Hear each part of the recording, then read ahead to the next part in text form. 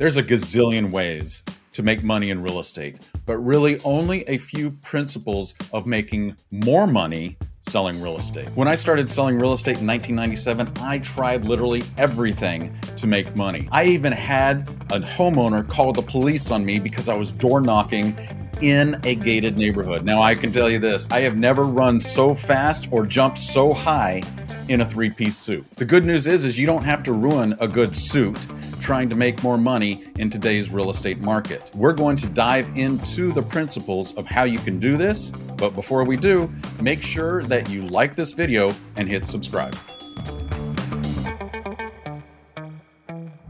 Welcome to the Chris and Gary Show. I'm Chris Scott. I'm joined with my partner in crime here, Gary Kreth, and we're going to talk all things real estate. And we've been around the rodeo or been around the block a couple of times, so we think we have something to contribute. We'll be releasing new episodes every Thursday, so be sure to like and subscribe to our channel. And if you want to take the conversation further, go check out thepaperlessagent.com or find us on Instagram at thepaperlessagent.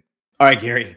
Let's get into this because, you've been selling real estate for a really long time. And I know you've done everything from, jump over fences to try and sell more homes. But it really comes down to three primary methods or three primary principles when it comes to trying to sell more or to increase our profit when it comes to selling real estate. Can you tell us what those three things are? And then we'll be able to dive and dig into each one. Sure. Yeah. So number one, you can work harder or longer, put more hours in every day. That's one.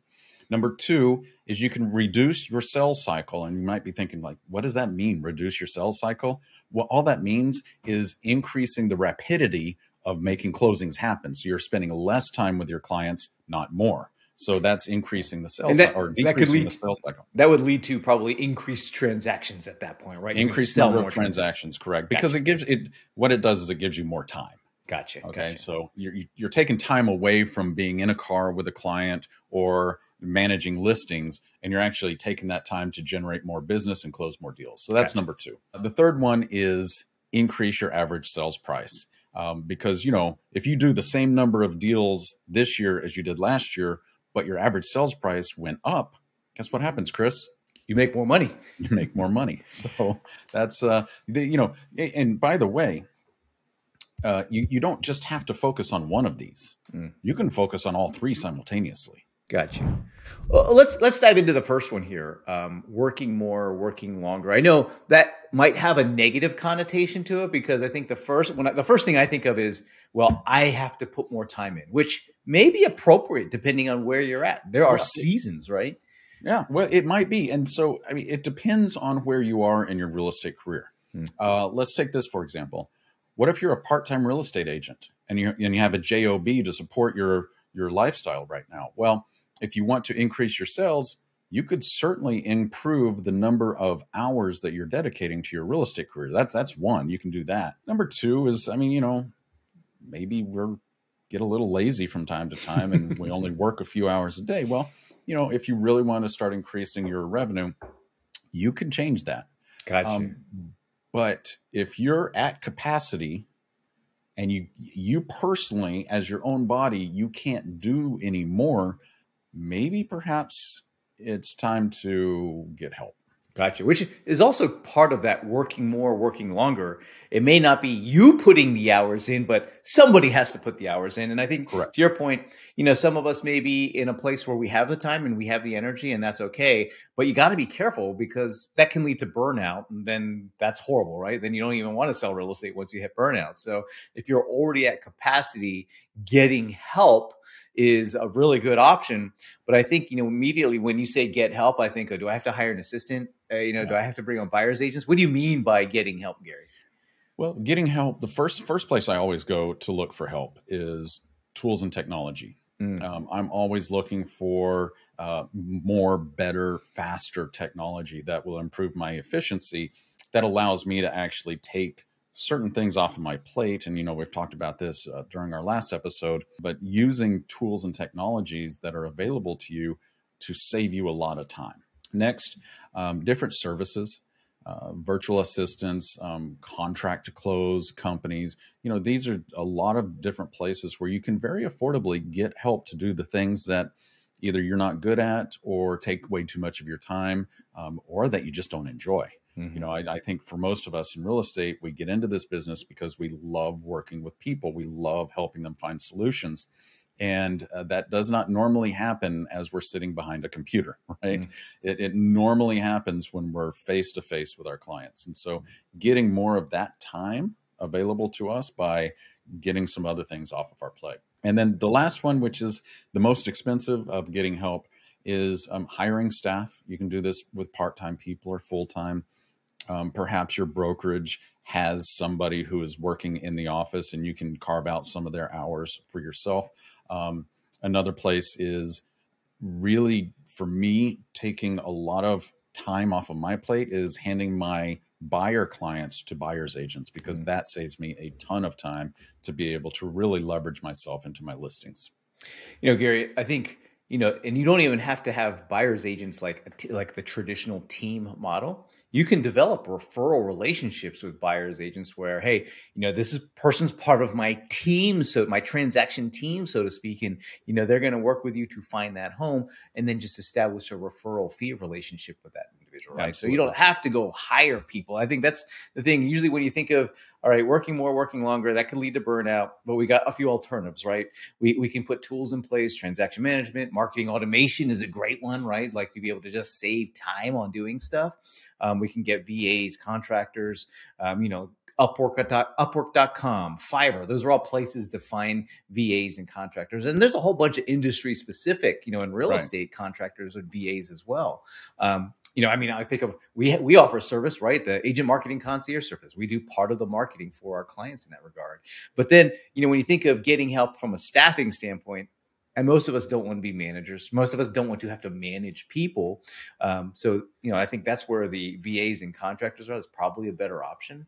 But some of us are on that path, right? Maybe you're on the brokerage path. Maybe you're on the team path, like the traditional team approach. Then you might be looking at staff. You might be looking at some buyer's agents, but that's not, you don't, I think it's important. We don't correlate to that's the only way. No, you can have access to buyer's agents just through referral relationships. And so that's pretty insightful.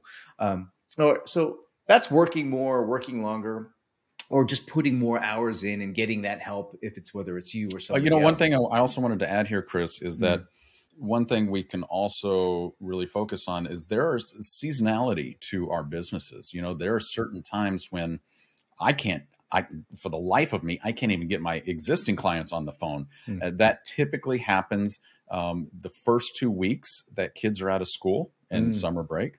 And it happens the last 2 weeks of summer vacation. So those are 4 weeks right there that I know I'm pretty much not going to be meeting with anybody because everybody's gone. Right. Additionally, it's good to look at when you are busiest, because if you can dedicate yourself to like 90-day pushes, 90-day sprints, to where it says, you know what, for the next 90 days, this is a high season for me. I'm going to put in 6 days a week instead of 5. I wouldn't go with 7 personally, because that leads to burnout. But you can do that. And I think psychologically we can do that for a short amount of time, like 90 days, and you set a deadline to it. And when you know that that deadline is out there, you're able to push pretty hard to make things happen during that season. A good example of that, Gary, would be a lot of times schools have spring break, but spring is actually a really good time for us to be focused on getting listings that are going to feed us throughout the summer. But like your point, once, you know, at the starting point of summer or the end of summer, maybe that's when we're taking our spring break, so to speak. Maybe we should be focused on it. You know, I think just having an understanding of that seasonality. I think the thing that's a mistake is to say, you know, like for the holidays, for example, like December or after Thanksgiving. I think a lot of people make the mistake of saying, oh, no one's going to want to do anything, you know, after Thanksgiving, and people tend to shut down. But that's kind of a mistake, right? Well, it has been for me, and I'll share this quick story. Is that when I first got into the business, you know, I was single, I was working, I just had to make money to pay my bills, and so I literally would work 7 days a week. Now that did lead to burnout for me, but what I realized is that when other real estate agents are hibernating in the winter, because I think we all believe that our clients don't want to sell during the holidays, or we want to spend time with our family and we don't want to work, or gosh, whatever. I think it's important to look at that and say, is this really a time that I need to hibernate, or is this a time where I could really push? Because when other real estate agents are hibernating, guess what? Their buyers and sellers, they still want to buy and sell real estate. And I'll share with you, Chris, for most of my career, the winter season, the holiday season is actually the most productive sales season for me because I'm taking market share.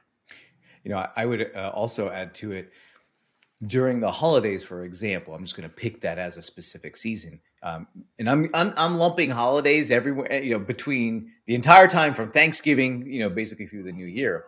So the people who are going to be making those decisions about moving, let's say January, February, March, they are actively thinking about it during that holiday season. So, maybe you're not transacting during that time, but you should definitely be marketing and making sure that people know that you're available, because that's maybe when they have questions. That's when they're thinking about who they want to work with. And if you're silent during that time or not showing up during that time, I think that's a huge mistake. Now, you got to do it tactfully. You want to do effective marketing, right? We're still professionals, so we have to, during that holiday season, come across a certain way. But being silent or inactive, I think, is a huge mistake.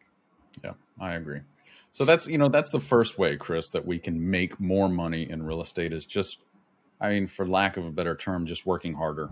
The second one I love, and that is decreasing the sales cycle. And if you don't know what a sales cycle is the amount of time, the cycle of time from when you first meet with your customer to the closing. That is the cycle.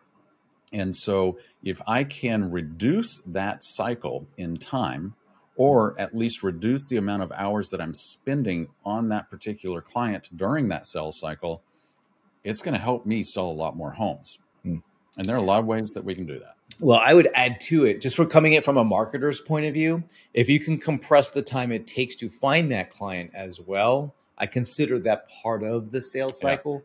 Now, I wouldn't advocate for doing the type of marketing where, you just do activity, find a client, stop your marketing, and then work with that client. I think you should always be marketing consistently.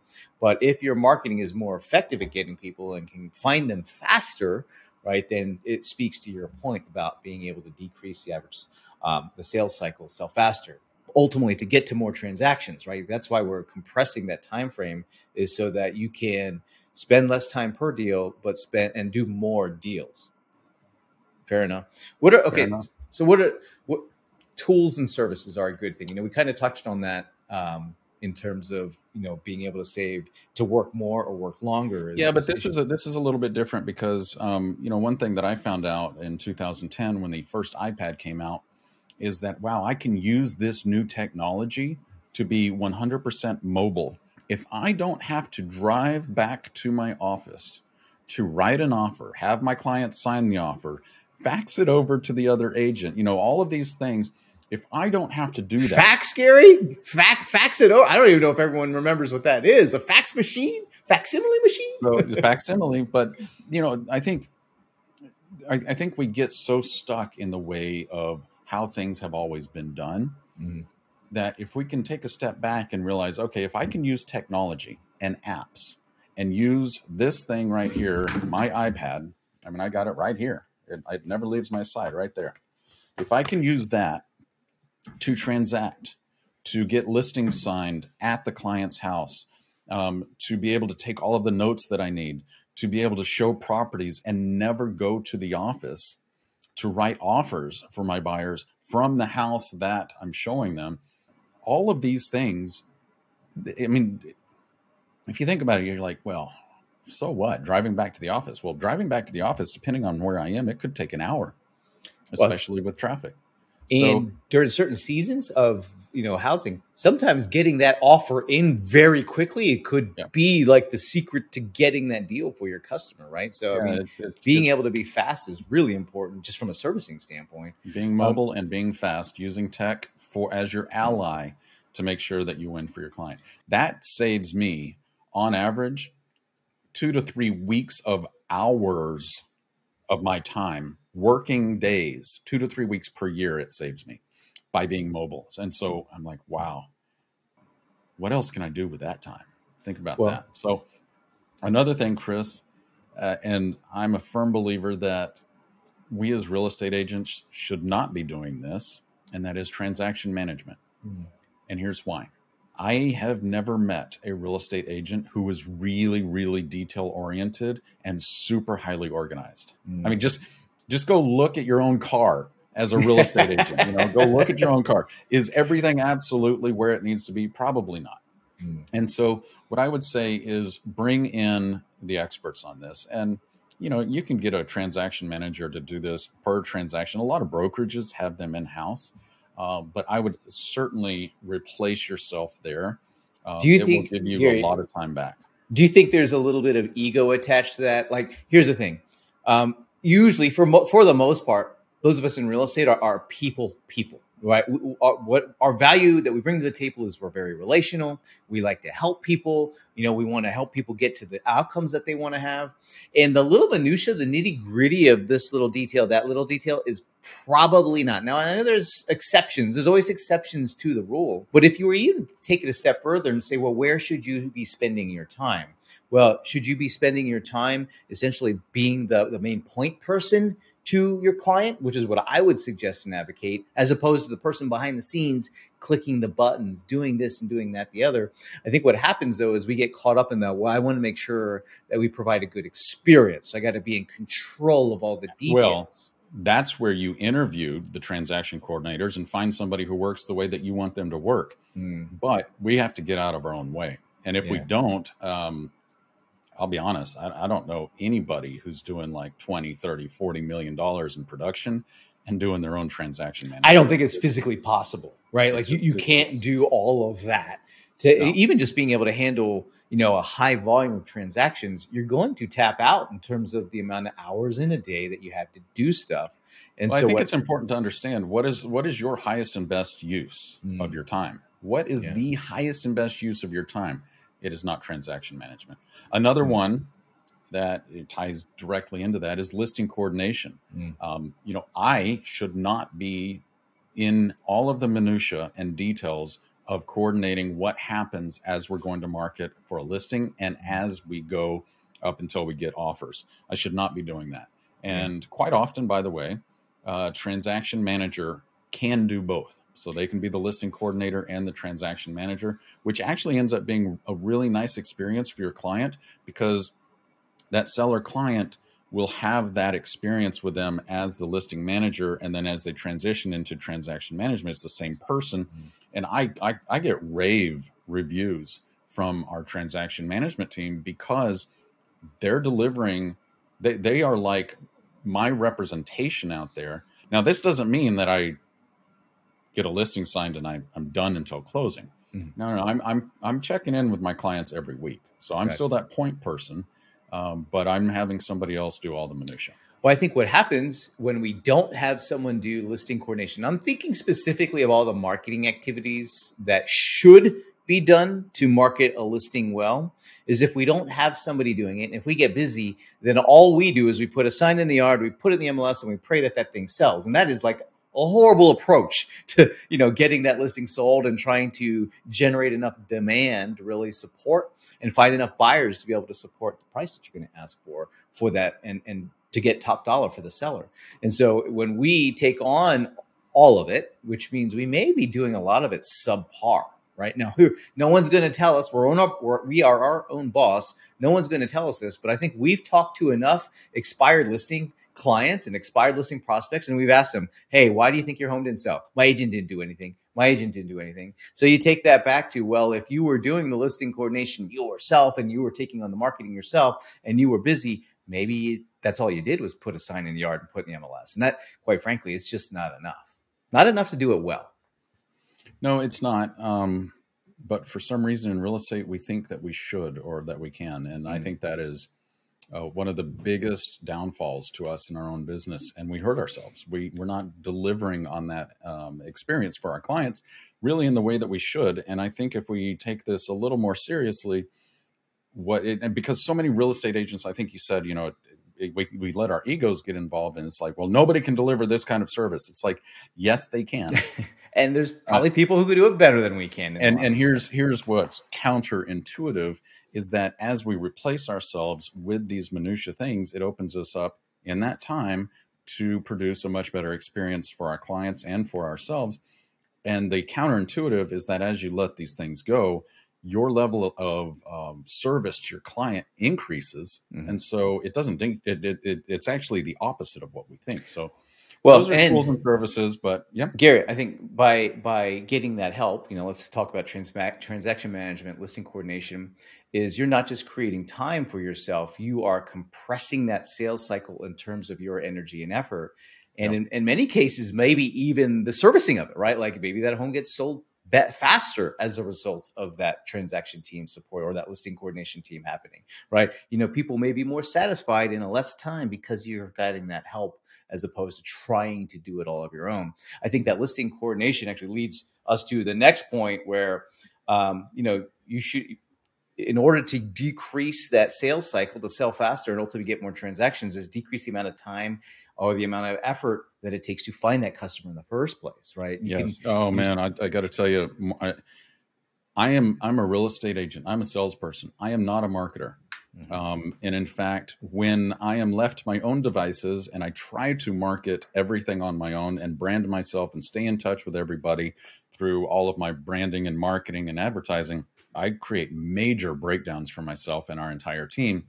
And so that's where utilizing marketing automation Mhm. and organizations that do this for you, like at Paperless Agent, the agent marketing concierge. By me being able to have the agent marketing concierge do those things for me, Mhm. it frees up, I don't know, maybe 10 hours a month Right. of what I can now go and prospect. And by messaging my clients, by messaging my contacts and connections, by doing the things that I need to be doing, marketing and branding, I should not be doing that. Yeah, I think as real estate professionals, we need to be, interacting with the market, right? And that means as much as we can, making communications with the prospects, with past clients, with our sphere of influence, with people. We should be interacting with people. And when marketing is happening and when it's happening well, they already know we sell real estate. They already know what we do, right? Like they're aware of us because we've focused on creating that awareness through our marketing activities. So now we get to go in and be people. We get to go in there and interact with the market. And I think that's where part of our highest and best use, right? We are the Absolutely. spokespeople for our own real estate practice, if you want to think of it Yes. that way, right? And here's the thing: I would much rather have somebody watching this go out. I would rather have you work at an open house than sit behind your computer writing emails that are going to go out for marketing purposes, right? Yep. Because Got to engage the customers. you have to That's one of engage the them. biggest things is that how do we convert prospects into clients is that we must engage with them where they are. Mm. And they're not behind a computer. Well, they might be, but if I need to get face to face with them, man, hosting an open house, I can't think of anything better to do with my time if I'm out there prospecting. So I think it's very important that we consider like what are the options. There's tons of services, there's tons of tools, there's tons of consultants. There's a lot of options out there, but you have to take the step forward. If your idea of marketing is, oh, I have to do all of it on my own.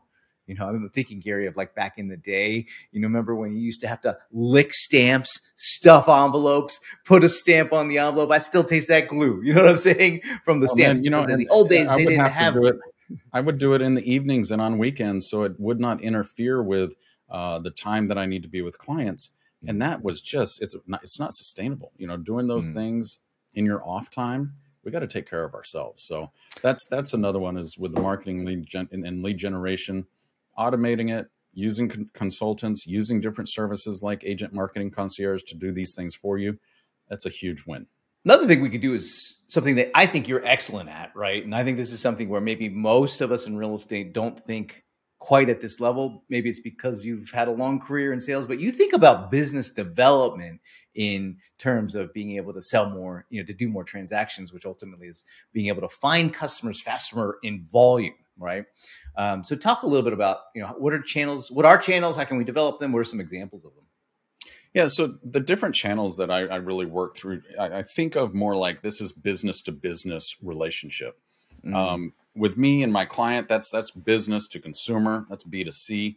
What I'm thinking about is B2B. How do I offer help to other organizations who might be involved in a real estate transaction? For example, builders? How can I offer help to builders? Where do they need help? And I mean, sitting down with them and asking them these questions. Where do you need help? Where do you think you need help? How can I help? How can we work together? Lenders and banks. My goodness, you want to talk about some pivotal points that your consumers are engaging in. If you can help lenders out, they'll help you. It's like, I'll scratch your back if you scratch mine. And then, all of these different business relationships that we come into contact with throughout a real estate transaction, be thinking about those relationships, build those relationships, think about cross endorsing each other.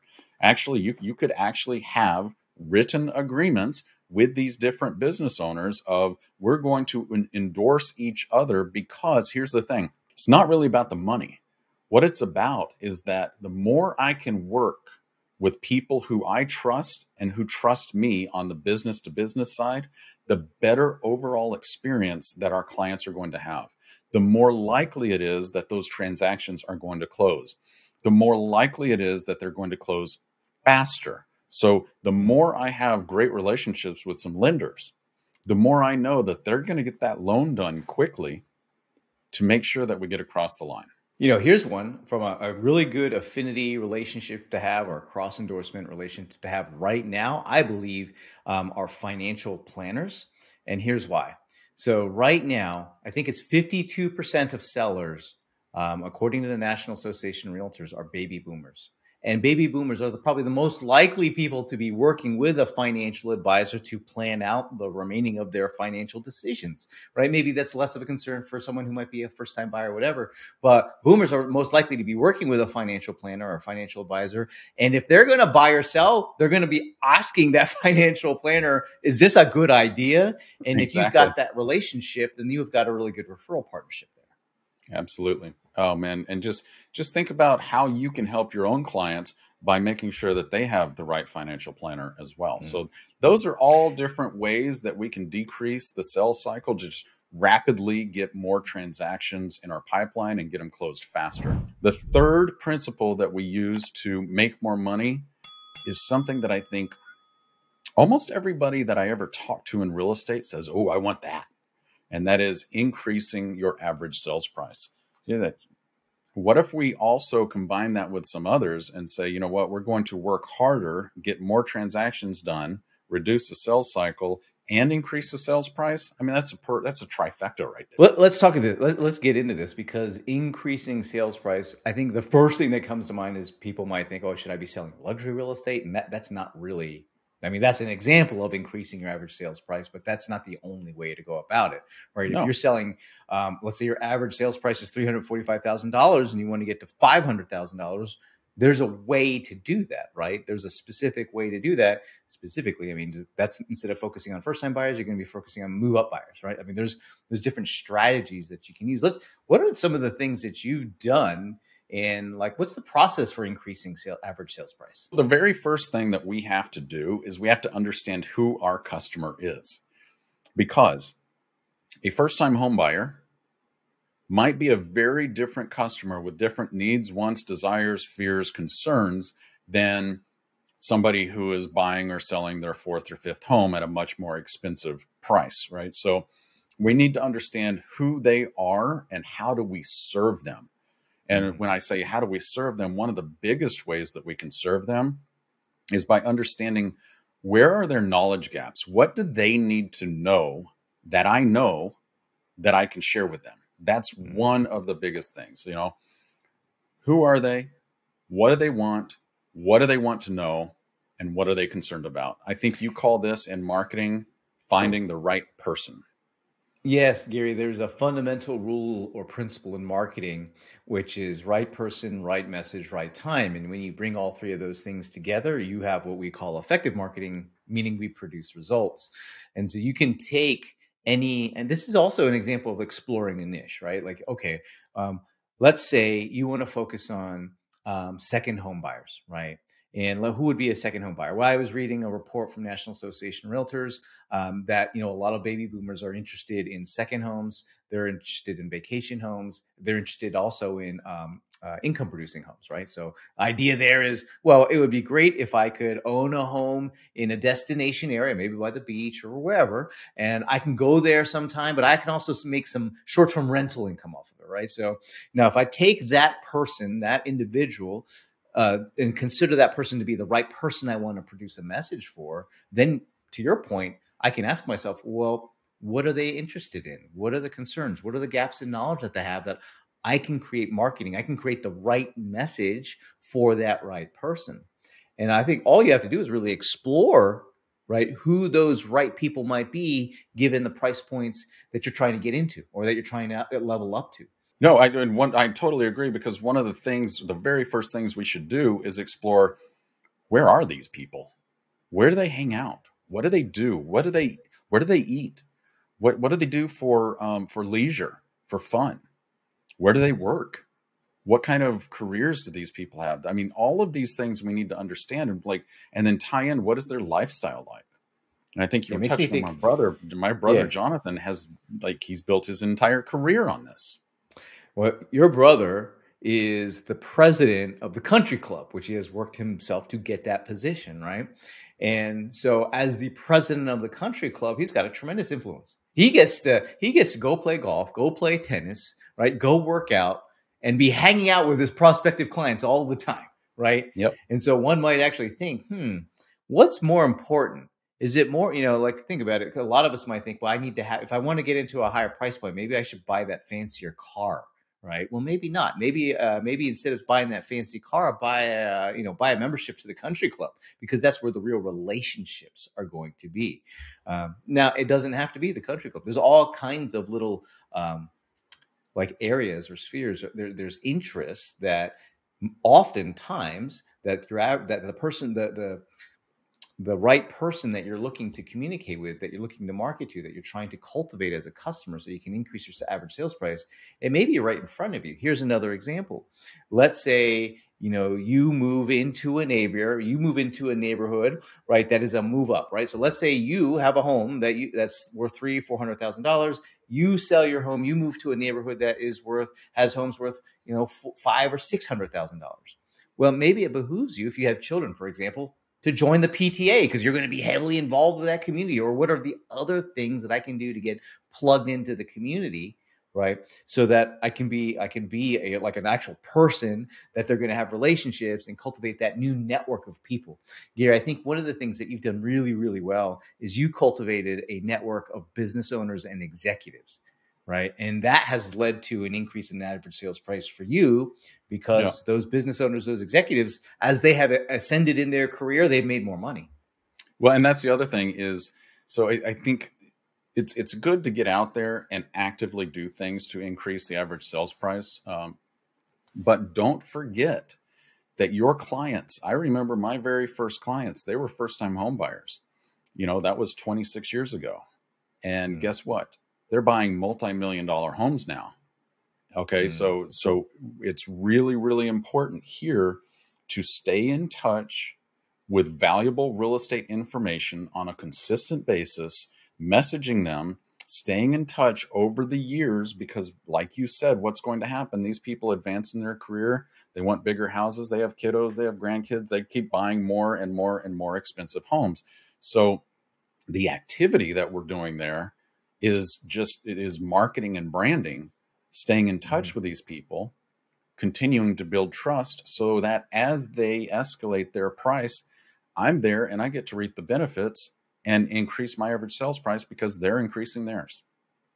Now, if you wanted to accelerate that, here's another good example, is that you could focus on creating information for people who are looking to downsize, right? Hey, they've been in their home for 20 years or whatever, however long it's been, and now they're ready to move into something a little bit more manageable, something a little bit more smaller, maybe closer to family, whatever, right? So let's make an assumption there. They've been in their home 20 years. That thing has an awful increased in value, right? Like in 20 years time, that thing has increased in value. There's also probably a tremendous amount of equity, but oftentimes buyers are sellers in disguise, right? So they might be looking to move as, we want to downsize because we have this home we've been in for 20 years. And yes, it's increased in price probably 500-fold over that time.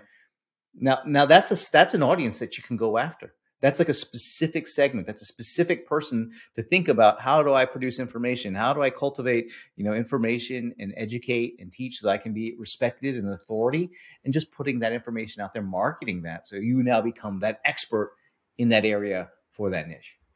Well, the last tactic I would share is that find where the average sales price of homes where you want to focus, find areas, find neighborhoods of those. Then go find who has active listings there and ask them if you can host open houses. What is a better way to get your sign out, to get branding, to meet those people than to be a representative of the real estate community in the houses that you want to sell? So that's a great way to start building those relationships as well. That makes me think of, a lot of times we think of the price point sort of connected to, the neighborhoods. I've also seen, because I was thinking about one of our clients, Ted Williams up in Portland, there are times when maybe specific types of home, maybe people want modern homes, or maybe somebody is interested in high-rise condos downtown, right? Now, those are higher price point products out there, but it's not speaking to the sort of the money aspect of it. It's thinking really about the lifestyle aspect of it, right? A downtown condo, a modern home, modern styled home. All of these are specific lifestyles and interests. And I think the more you can ask questions about that, even get into that lifestyle or interest yourself, right? Like, so you don't have to own a condo downtown to do that. You could spend just a lot of, like, we live in Austin here, so I could just spend an awful lot of time downtown and creating content and sharing information about the downtown area, and then that's how I can become known in those areas. I could even do something as simple as drop lots of Google reviews to the places in the restaurants and venues in the area that I want to work. And those people who go search that up are going to see my Google reviews there. I think they call that the local expert, local guide is what Google has. Just the more we can get our name out in the places where the folks are who are buying and selling real estate in the price point that we want, the better. I also think that, to your point, if there's neighborhoods that represent that price point, you should be trying to figure out, how do you, in addition to open houses, how do you get to spend a lot of time there? How do you how do you have a physical presence there? I'm thinking of Chip Barkell, up in Canada. And, he literally, he was telling us he literally walks the neighborhood, so that, and says hello to people in the neighborhood. So he is a presence in the neighborhood. And I think that's just don't get creepy about it. No, I mean, it's like, why is that guy always walking around? I don't know. He's got a walking problem. I don't. No, I think you could even do things like participating in community events, participating in school events. When you really start to, if you're assertive, like if you assertively explore and assertively find ways to engage a community, it's there, it's out there. You just have to be assertive about it and finding these opportunities. Well, there you have it. Those are the 3 principles for making more money in real estate. If you found any of this information useful, we hope that you'll share it with somebody who could use it. Comment in the section below, like this video, and subscribe to our channel. We'll see you in the next episode.